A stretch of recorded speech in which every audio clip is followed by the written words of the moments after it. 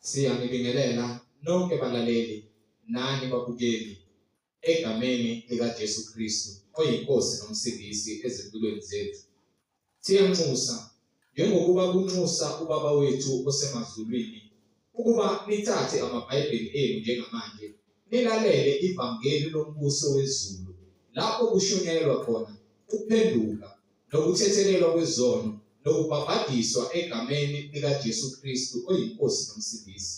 Kulabo abalalele abafisa ukubhabhadiswa egameni likaJesu Kristu, nalabo abanembuzo mayelana neBhayibheli, nalabo abanobufakazi uJesu Kristu esezedlulile empilweni yakho, wakunika ubufakazi ukuba uthule kuzo zonke izindlela ezilalele ezimisele ukuza eqinisweni nasemgcweleni ngobufakazi bakho, ukuba nonke nixhumane nathi kule mininingwane esizoyishiya njengamanje.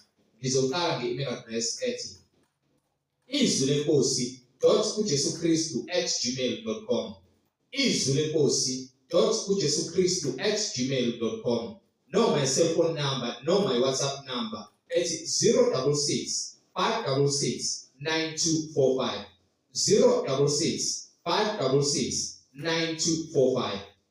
Izinjumayelo nezimfundiso ziyatholakala ku-YouTube, lapho ungahlala khona phansi uphethe iBhayibheli lakho, ulalelisise, uhlolisise imibhalo engcwele nathi ukube ngabe lokhu okuzwayo ufundiswa khona, kushunyayezwa khona, kuyafakazelwa yini imibhalo engcwele iBhayibheli. Ku-YouTube uzosearcha uthi izwi lenkosi uJesu Kristu, izwi lenkosi uJesu Kristu. Ungakhohlwa ukusubscribe, ungakhohlwa futhi nokupressa i-notification button ukuze ngaso sonke isikhathi uzoyithola izifundiso eziphilileyo ezitholela eqinisweni nasemgcweleni ngaso sonke isikhathi lapho zifakwa khona kuhlelo lwaka-YouTube. Ungakhohlwa nokusherisha ilink nabo bonke abantu obaziyo, ikakhulukazi labo ohlanganyela nabo kuzo zonke izindawo enihlanganyela kuzo, nifakazelana ezifundisweni zenu ukuthi uNkulunkulu udale izulu nomhlaba, wathumela uJesu Kristu indodana yakhe ukuba izofela izono zethu, yena yedwa wavuka ngemva kwezinsuku ezintathu ethuneni. So sherisha ilink nabo bonke abantu obaziyo, izwi lenkosi uJesu Kristu, izwi lenkosi uJesu Kristu. Ake sigobise amakhanda sibonge ubaba wethu osezulwini ngalesikhathi samanje sokuba sikwazi ukuba silizwe ilizwi lakhe. Baba wethu osezulwini, mangcweliswe igama lakho, umbuso wakho mawufike, intando yakho mayenziwe emhlabeni njengasezulwini. Usiphe namhlanje isinkwa sethu semihla ngemihla, usithethelele amakhala ethu njengokuba nathi sibathethelela bonke abasonayo. Ungasingenise ekulingweni, kepha usisindise kokubi, ngokuba umbuso ungowakho namandla nenkazimulo kuze kwephakade. Amen. Balaleli nani bazalwane, yamukelani umfundisi uMhlengi Zondi ozobe sihola ngokwemfundiso yanamhlanje. Umoya ongcwele ekhazimulisa isibani sezwe, uKristu Jesu yena yedwa kuyinkosi nomsindisi. Sheshisani balaleli, nithathe amabhayibheli sihambisane endleleni yokugcwele neyokuqonda. Amen.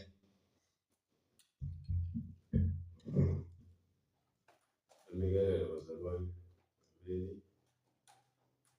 enkosi uJesu. Sifuna ubufakazi naye ibhalo ukuthi yinye inkosi, yinye inkolo, munye ubhaphathiso egameni likaJesu Kristu. Sinikiwe umusa ukuba siphile size sazane nenkosi uJesu. Namanje simi ngoba sisanikiwe isikhathi sokuthi sibuyisane kanye naye kuze kupheleliswe inkonzo yobungcwele kithi. Ukuza uNkulunkulu akuyona into ongayincenga komunye umuntu. Ukuhamba noNkulunkulu akuyona into ongayicela usathane ucela ukuhamba noNkulunkulu. Uthanda uNkulunkulu akuyona into ongayicela kumkakho noma enganeni yakho noma kumfundisi wakho. Yinto uNkulunkulu ayifakayo kuwe bese wena uyayisebenzisa. njengokuba uNkulunkulu ekunikile. Uma sikholwa uNkulunkulu nezwi lakhe, sinamathele kuye, njengokuba esiyalela ukuba sihlale kuye ngokwezwi lakhe, senze konke asiyalela bona. Ukukholwa akuyona into yokuzincengela kubantu, kepha indlela yokuphila esinikiwe ukuba sihambe ngayo, siphile kuyo. Kungekona ukuthi kuzoba lula, kepha izinhlupheko, izivimbezelo, izilingo nokubambezeleka kuzoba khona. Ngeke uncenge izilingo ukuthi zisuke phambi kwakho, kepha ngegama likaJesu uyanqoba, ngoba igama likaJesu ubambelela kulona, wenza konke akushoyo. Iyona ndlela obambelela ngayo egameni lakhe. Ngegama likaJesu siyaphila uma sigula, sisindiswe ezifweni ngenxa yokuthi usifundisile. USathane akancengi muntu, kepha uyakwazi ukukuncenga akuninusele ngobumnandi nobuhle besikhashana. Incwadi ngokuba izinto esizibonayo kulo mhlaba, ubukhazikhazi, ubuhle, kuyinkanuko. Inkanuko yinto ethatha ibeke, ngeke uze uyinake mayiqhamuka inkanuko. Kepha ikhona indawo ofika uyithole enhliziyweni yakho uma ungagcwele. Ukuba uma ufaka itiye enkomishini bese ulokhu uthela amanzi ahlanzekile amsulwa kuleyo nkomishi, ulokhu wathelile nje kuze kusala amanzi akline enkomishini, kungabisabonakala ukuthi kade kukhona itiye. Kepha beke wathela amanzi washiya phakathi, kuzoba khona ukumixa, kube khona ukuba weak kwamanzi, kube khona ukuba weak kwetiye, kukhanye sengazi ukuthi kufuna kuzenza samanzi angcolile.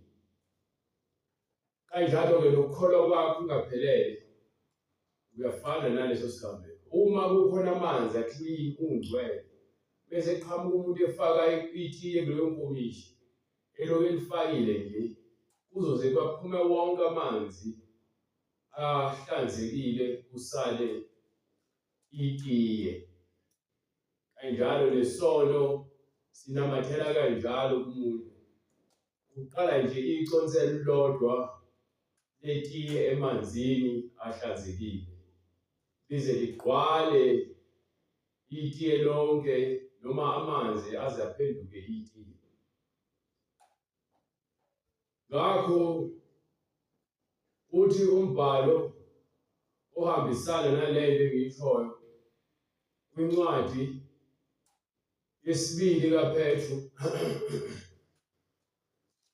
incwadi yesibili kaPetru, sahluko 2 kusukela kuverse izoqala from verse 10. Ekade awuhlehle uthi verse 9.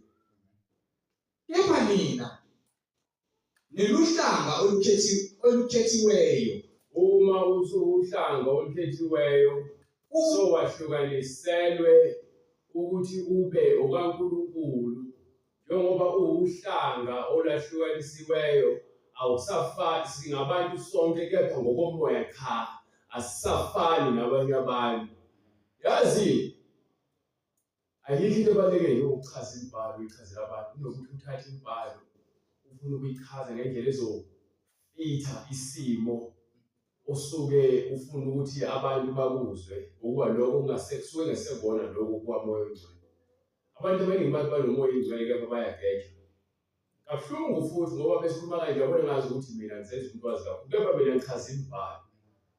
Ngikhulume ngento sengiyayiveza lento manje, ngaphambi kokuthi ngikhulume ngayo ngiyiveze, kade ngayikhuluma ngayo ngayichaza, ngoba ngikhuluma ngani umuntu okhethelwe nowabelwe uNkulunkulu uyahluka. So uma lithi iBhayibheli thina sesiwuhlanga noma nina niwuhlanga olukhethiweyo sewuthathwe uJesu futhi azange azathathwe ngokukuncenga esonweni. Ufike wakhombisa amanyala akho, wakhombisa ububi bakho ngenhliziyo yakho, wabona ukuthi wena awulungile, wasuvuma yena ukuthi ulungile, wayesumlandela wena esekutshelile indaba zakho. Okusuke ezoprofetha uJesu. Uma ukuthi uJesu oprofetha ngamanzi no-oyela, uJesu wasathane lo ngifuna lo Jesu ozongitshela izindaba zami ezidinga ukuthi kulungiswe umphefumulo wami ukuze umphefumulo wami usindiswe ethunzini lokufa.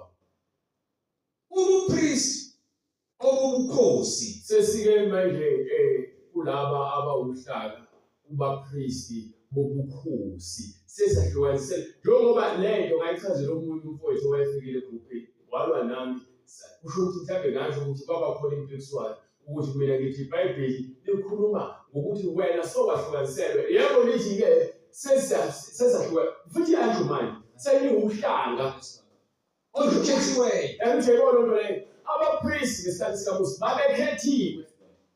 Waze waphuma egroupini ethi mina ngibhekisa iBhayibheli mina le nto le iBhayibheli lithi abantu abakhethiwe ukuthi nathi sifana nalabo abapristi ababekhethiwe.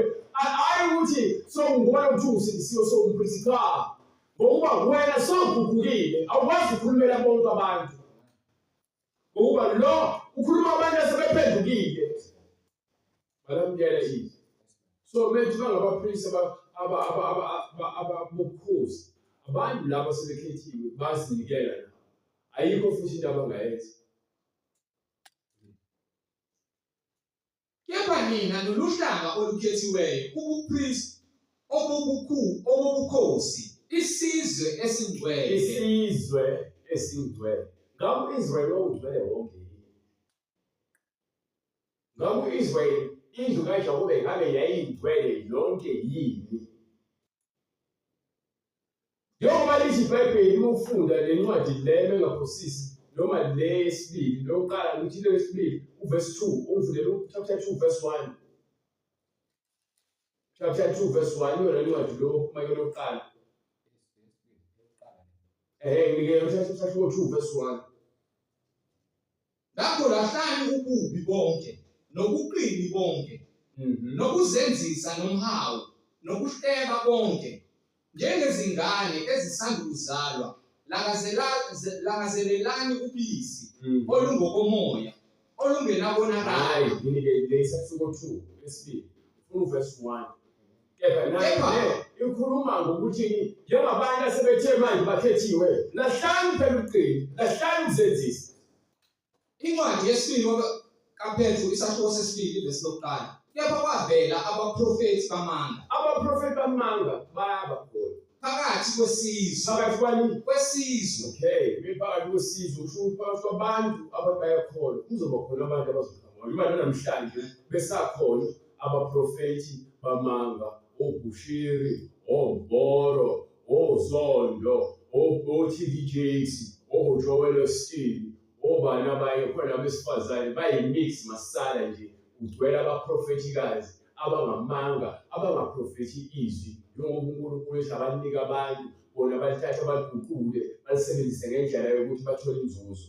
Njengokuba nakimina kuza kuba khona abafundisi bamanga. Njengoba namanje kusakhona u-Enigma ngingamthemba ngingangithuka u-Enigma ugcwele amanga nenkohliso avela kuSathane ukuba ukhuluma izinto eziphambene nezwi elipheleleyo lanika abapostoli. Ngisho ufaka ushukela afaka ama-spice uzosengathi ngokwana ukufaka uJesu nezinto ezikeBhayibhelini kuyikhona. Uma ungakwazi ukuhlola imimoya uzoba nenkinga ngoba uzobheka mina. Yangizongithini?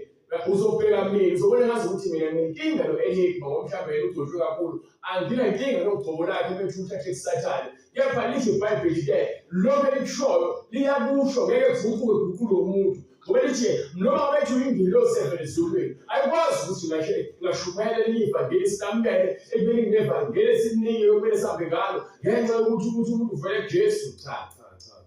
Abafundisi kanjalo abantu baphazamisa awuhambi kanjalo. Angihambi ngoba nako abantu abaningi bavumelana nomuntu ngoba ekhuluma lento ayikhulumayo.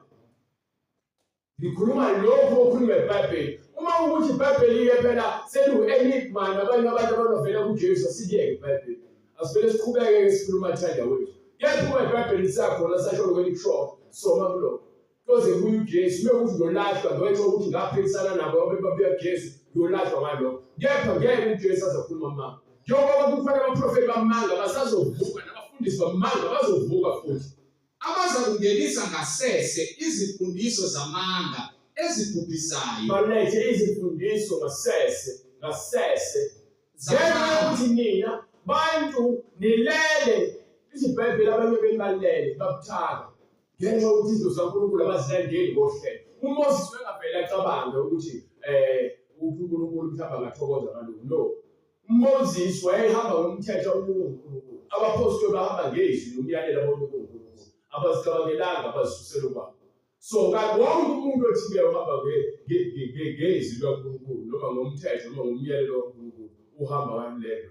Besahlukaniselwe ukuthi siqonde ukuthi naphakathi kwethu uzovuka. Akaze kuvuke nje umuntu ngaphandle eceleni. Bonke abantu bavukayo bathi bavela kuNkulunkulu. Mhlambe uthi uvela kuNkulunkulu. Umprofethi wamanga, abaprofethi bamanga bonke bakashela. uLehanyana uthi uvela kuNkulunkulu. Bonke abantu baley'thombe zaLehanyana ibandla khona ama-ZCC. Umprofethi kaSathane uLehanyana. Ezolo nto leyo. Baningi. NasebaRomeni babhakiwe enkungweni yongazi. Bebethandaza bathi Mariya makaNkulunkulu. Owayizwa kuloo nto eBhayibhelini. Bephika umbuso wabathengayo. Bezilethela Ungayikanjani ukuthi uNkulunkulu nomama? Ungenza kanjani loo nto? Mesho uNkulunkulu akanasiqala akanasiphetho. U-Alpha no-Omega. Umqalo umphelelisi. Ungazongitshela ukuthi wena uma kaNkulunkulu sekuyizinga nje eliphakeme lokudelela nokuhlaza igama likaNkulunkulu lelo. Siyamhlaza uNkulunkulu. Siyahamba nje phakathi kwabantu bayashumayela noma bayakholwa. Kepha izinto abazikhulumayo lezi abakholelwa kuzona nendlela abakholwa ngayo evele iphambane neBhayibheli. iBhayibheli nje uNkulunkulu ulifakile kumina lokho akwazi ukubalekela. Yonke into umuntu athi wayenza athi uyikhuluma ngeBhayibheli. Ihlezi uNkulunkulu ezongambulela ngeBhayibheli ukuthi cha lokhu impela ngishilo. Nesambulo sakhona futhi sinjalo. Cha lokhu angikushongo nesambulo sakhona futhi akusona. Kuyaqhuba nangu kuthiwe bayithatha eBhayibhelini sokale ngathi kuyikhona. Ingakho lithi iBhayibheli hlolani imimoya. Bahloleni omoya. Hlolani umoya, hlolani imibhalo. Hlolani phela. Andihlola bese kunjani. Namukela yonke into nje. Bonke labo abaqhubeka ngasese bezosebenzela ukuthi bazodukisa. Niyabamukela ngenhliziyo ezijabulile ezithokozileyo ngoba amanga azwakala kamnandi. Baningi. Ngisho abanye abantu basindisiwe bavele bafambule iBhayibheli. Bavele bakhulume ngezinto ezithandwa yibo ezibambele iBhayibheli. Uzubone futhi abantu abaseshumayela ngomoya sebeshumayela ngenhliziyo nezibuhlungu. Bagcwele nje inzondo kwiy'ntshumayelo zabo. Bagcwele nje umona ezitshumayelweni zabo. Akusakhazimuliswa uJesu manje kubizwa abantu. Sekukhazimuliswa bona. Labo bayimithombo engenamanzi. Sithi iBhayibheli abantu abanjalo bayimithombo engenamanzi. Nezinkungu eziqhutshwa yisiphepho. Nezinkungu eziqhutshwa yisiphepho. Abagcinela ubumnyama bobumnyama. Isiphetho sabo-ke ukulahlwa njengoba iBhayibheli bagcinele ubumnyama bobumnyama. Ngokuba bekhuluma udwandwa, amazwi ayize. Udwandwe into engekho noma bakhuluma uhejehije lamazwi angenamsebenzi. Bebayenga ngezinkanuko zenyama. Bebiza abantu ngani ngokukhanukelwa yini inyama. Nangamanyala labo abasaphephayo. Bebiza abantu abasaphephayo, abantu abasaphephayo labantu abafunile ukuphephela. Abahamba ngokuduka. Bese bona bathola ithuba lokuthi bazokwazi ukungena. Bafakeke lokungcola kwabo. Bakhuluma udwandwe lamazwi ayize. Bezolahlekisa abantu. Abantu bayafundisa abantu, bafuna ukusindisa, bafuna ezulwini abantu. Bakhathele imithwalo ebasindayo. uJesu babizile kepha labantu babadukisa abantu. Babathumela ezindaweni ezingafanele, babaholela ebumnyameni njengoba nabo bese ebumnyameni. Bebathembisa inkululeko kanti bona uqobo lwabo bayizigqila zokubhubha. Kangakanani uzothengiswa usopolitiki la emhlabeni inkululeko? Wawuyena-ke seyisigqila saso isono. ngiyakuzokhetha uzothengiswa usopolitiki ngizokwakhela indlu ngabe indlu izokhulula umphefumulo na ngizokunika imali yegrant ngabe imali yegrant izokufaka ezulwini na ngizokwenzela u-1 no-2 no-3 ngizonika amathuba omsebenzi la eSouth Africa kuye kusho bona bese bebala ngokwe bathi data noma ama-statistics akhona sebeveza ulwazi lo noma information bathi ulwazi asuke beveza ukuthi izinga labantu abangasebenzi likhulu le-South Africa kepha bebezovota izinguquko abazilethayo ngomlomo nangezethembiso ifana naleli eshiwa iBhayibheli kubafundisi bamanga abakutshela ukuthi uNkulunkulu ubeke isibusiso uzokunika nje umuzi nemoto nezokukhuphula kwe-position uNkulunkulu unika futhi ukukunika bona ugcobile uNkulunkulu ukuthi nje wena fanele ukwamukele ugcobo lakho lokho okutshalayo okuncane uzofuna okukhulu emva kwaloko wena uzothenga amafutha abo uthenga imlotha yabo uthenge izinsipho zabo uthenge izintambo namakhandlela abo uthenge namanzi abo into engiyiphuza mahhala ngiyiphuze ukoma wena uyithengele ukuthi ufuna uvuna izinhlanhla umsathane kweziseleleni. Incwadi yesibili kaPetru isahluko sesibili ivesi lesibili nabaningi bayakulandela amanyala abo. Abaningi bayabalandela amanyala abo ngoba yini abantu abasafuna ukukholwa yizwi abantu bafuna ukukholwa izinto eziphathekayo njengoba yesho ukuthi umpostoli Paul uTimotheo ukuthi abantu abaningi bayolahleka ekufundiseni iqiniso balandela izinkanuko balandela izimfundiso zamademoni bengasafuni ukuza isifundiso esiphilileyo bafulathelise izindlela zabo eqinisweni yilokho kudukisa abantu abaningi ukuba iBhayibheli isisekelo sokuphila komuntu nokusindiswa komuntu ayikho enye incwadi engakusindisa ngisho ngaba nemithi ube nezilwasho ube namafutha inqwaba kepha uma ungenawo uJesu esihogweni namafutha akho namanzi akho ngoba yini akuveli uNkulunkulu lokho ngisho singabahle ngaphandle emhlabeni ngoba abafundisi bethu bathi sizihlobiseni sifaka amacici sifaka ama-makeup ufaka i-makeup ukuzenza uhlaya noma usomahlaya uyabona abantu bethiwa ama-clown bafaka i-makeup base befaka ikhala elikhulu nani balenzisa loo leyo ukubuke lento ezitabane lokuthi-ke zineflegi lothingo lwenkosazana lwabe kuNkulunkulu ukuthi-ke wenza isivumelwano nomhlaba ungekaphinde ukubhise ngamanzi bona balithatha balenza impakamo yabo yokuthi bazishintshe ubulili bazenze abantu besifazane abantu besilisa noma besifazane bazenze abantu besilisa njengoba isho incwadi yamaRoma emva kwalokho bese befaka i-makeup yabona ukufaka i-makeup kusho ukuthi khona lento ebalekelayo uzama ukucaca kepha uyalazi iqiniso owesilisa uzalwa namasele owesifazane uzalwa nobulili okukhombisa ukuthi owesifazane bathi inkomo uzalwa nenkomo owesifazane unenkomo manje sebetshekekiswa kuko bathi kuko manje uma kukuthi wena ufake i-makeup akushintshe ukuthi wena ubani ngokwendalo ayisho wayifake i-makeup mfowethu ayisho wayifake i-makeup akushintshe ukuthi wena ubani ngokwendalo ngisho ungahamba ohluphula amasende akho wasile ngisho ungathenga okunathi ithenge imishini yobantu besifazane ukuthi inezimkhuba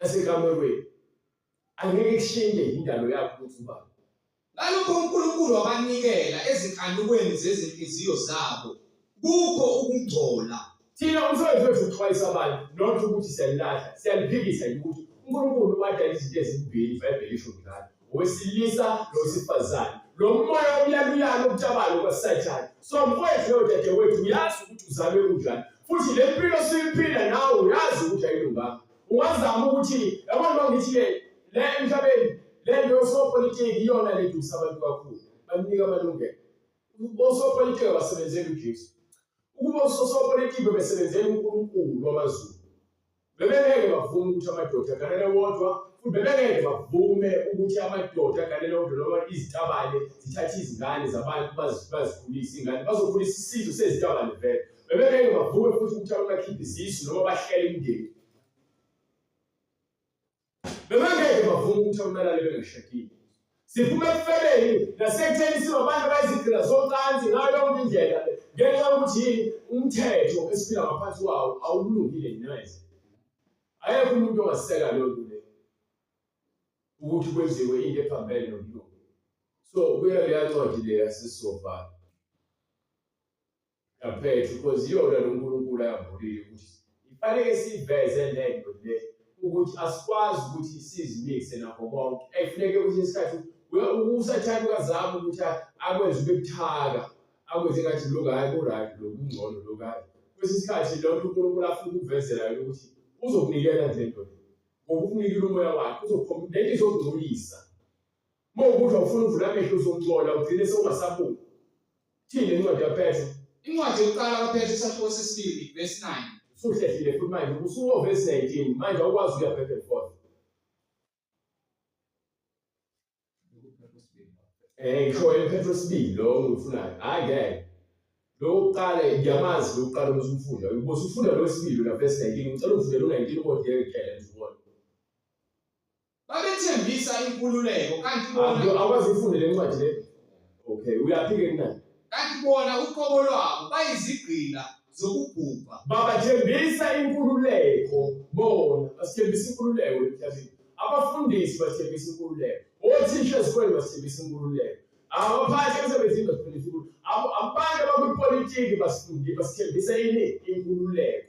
Kepha bona uqobo lwabo bayizigqila Zokubhubha. bayizigqila Zokubhubha. yezwa lento leyo.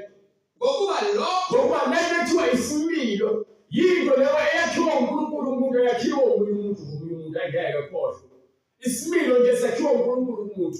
Ukuba vele uma usinikwa umuntu isimilo, omunye umuntu usengaphuca isimilo afake sakhe isimilo. Kepha uma usinikwa umlimi amandla onke isimilo, akekho umuntu ongaphuca isimilo sinikwa uNkulunkulu. Akazama usathana ukufaka ukungcola nokungalungi. Kepha uNkulunkulu uyena namandla ukutshela ukuthi cha ngeke la usuyaphuma endleleni. Abuyisele endleleni. Futhi ohlezi uzithoba ngaphansi kwakhe. ngokuba lokho umuntu ahlulwa yikho Umuntu lento emhlulayo kuyisigqila sakho. ayizolo ufulo ukhonza uNkulunkulu ngibele utshwala ngesigqila sotshwala. Ufulo umelela uNkulunkulu sengibhema ugwayi ngesigqila sikagwayi. Ngifulo umelela uNkulunkulu sengisukela kwesifazane ngiyafa uvukelwa imizwa. Sengisigqila socansi nenkanuko. Ubuka amavidiyo ucansi sengisigqila salona. Uma ngathatha isitende sokuthi inkosi ngiyavuma amacala ami lento engenza uyimbi sengizoba isigqila sayo. Awukwazi ukuthi uzoshaya uNkulunkulu understand ukuthi cha ngisifele ngisigqila socansi ngidayisa umzimba wami ngikhoza amadlozi understand ngifaka isiphandle understand ngisangoma understand ngiyangithanda ngoba nginje. uNkulunkulu akakuthandi nje omunjalo. uNkulunkulu ufuna uphenduke uthande wena ungakodalwa uthande wena ngaphambi kokusekelwa komhlaba ukuthi ube ngcwele not ukuthi ube yisoni. Usithande vele singabo abantu abayingcwele. Kepha akakuthandeli ukuthi wena uyongena embusweni wakhe namanyala akho. Belithi ibhedlela amanyala maningi. Ngokuba uma bebuye behilelwe Uma-ke ukuthi uke wasindiswa wase ubuye wahilelwa bahlulwe yikho basuhlulwa futhi yilokho sebebalekele ukungcola kade sobalekele ukungcolakeza. Umzali uzothi ngobina iglasi yathi ingcolile faka amanzi athilini athi letiye faka amanzi ahlambulukile ahlanzekile kwaze kwasala amanzi athilini phakathi kophuma konke ukungcola nomoya ongcwele unjalo ufika kuwena. Awuvele ufuke semthamo khipha yonke into. Kepha uma ufika kahle uloku uklina izinto kancane ubona kusisi kuloko kuphuma amashiya ama-inkopho zokufakelwa. Umfowethu aqale manje ayeke ukukhulumisa umuntu wesifazane afune manje ukuguquka aqale manje omunye ashiye afune ukuye kugwayi afune ukuye kuthwala omunye aqala manje afune ukukhuluma iqiniso wasafuna ukuzonda. Kuseyangena uNkulunkulu kancane. Lezi zinto ngeke azavela azazi zonke. Ufuna abantu abazomcaculisa ukuze afinyelele ekwazini lonke iqiniso. So uma kuwukuthi wena-ke sowufinyela isigaba sokuthi uyazi yonke into bese uphinde ubuyele lapho emanyaleni lithi ngeBhayibheli ngakho. sebebalekele ukungcola kwezwe ngokuyazi iNkosi nomsindisi uJesu Kristu khona ukugcina kwabo Isiphetho sakho kubi kunokuqala. isiphetho sizoba sibi kakhulu kunokuqala ngoba uthe sowulazi iqiniso. Wabuyele emuva. Ngokuba ngabe kwaba ngcono kubo ukuba babengayazanga indlela yokulunga kunokuba kuthi sebeyazile bafulathele umyalo ongcwele ababewunikezwe